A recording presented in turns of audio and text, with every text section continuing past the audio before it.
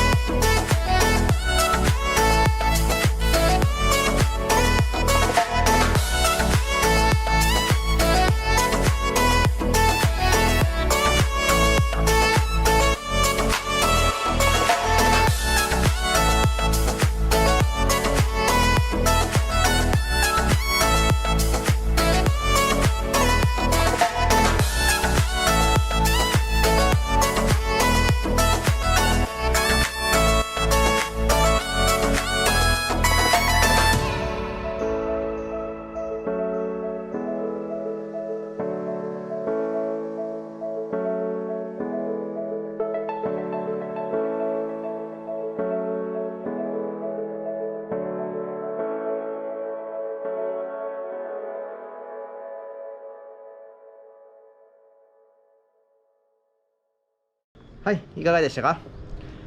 これから水温は下がっていくと思いますけれども、来シーズンにどれだけのサンゴが残っているのか、かなり不安な要素が多いです。